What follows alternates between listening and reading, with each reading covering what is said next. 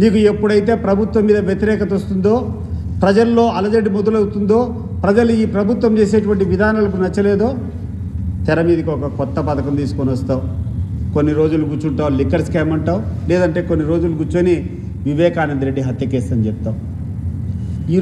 ఈరోజు పేపర్ చూస్తే మరీ దారుణంగా ఉంది. వైఎస్ భారతీరెడ్డి జగన్మోహన్ రెడ్డి గారి సతీపని మీద 2 కంపెనీలు ఉన్నాయి అని చెప్పి ఇప్పుడు ఈడీ ఇచ్చినటువంటి దాంట్లో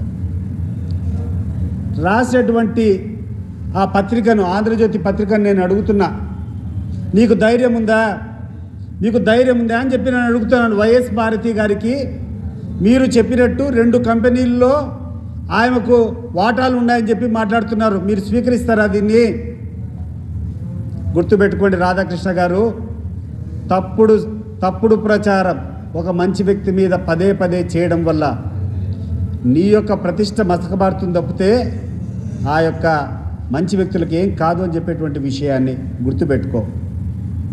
అసలు వైఎస్ భారతమ్మ గురించి మీకేం తెలుసయ్యా? మీకందరికీ ఏ రోజన్నా ఆమె ఇక్కడికి వచ్చి బయటికి వచ్చి కూర్చొని ఎక్కడైనా రాజకీయాల్లో ఆమె పెత్తనం చేసిందా?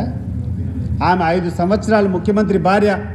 ఏ రోజైనా ప్రభుత్వ కార్యక్రమాలకు కానీ లేకుంటే ప్రభుత్వం చేసేటువంటి ఏ పనికైనా ఆమె వచ్చిందా ఎప్పుడన్నా?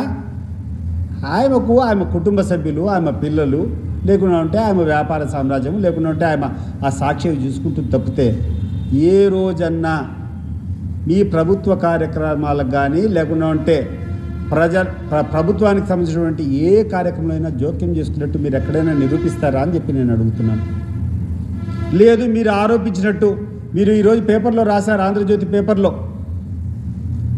వైఎస్ భారతి జగన్మోహన్ రెడ్డి గారి సతీమణి అని చెప్పి మీరు నిరూపించకుండా ఉంటే మేము కూడా కోర్టుకు పోతాం నీ మీద. అది నిరూపించకుండా పోతే తప్పకుండా నీ మీద డిఫమేషన్ సూటుకు పోతాం, నీ మీద డిఫమేషన్ వేస్తాం. చాలామందికి తెలియదు భారతమ్మ యొక్క వ్యవహారం గురించి.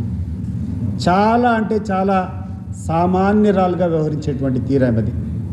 ఆమె వాడే కారు కానీ, ఆమె చేసే దైనందిక కార్యక్రమాలు కానీ మీరు ఆలోచన చేస్తే, ఎందుకంటే నేను ఇటీవల కాలంలో ఆ కుటుంబానికి కొంచెం దగ్గరగా ఉన్నా కాబట్టి విజయవాడకు పోయినటువంటి ప్రతి వారంలో కూడా ఒక్కసారైనా అక్కడ ఉన్నటువంటి మదర్ తెరెస్సా అనాథ ఆశ్రమం పోతుందేమో.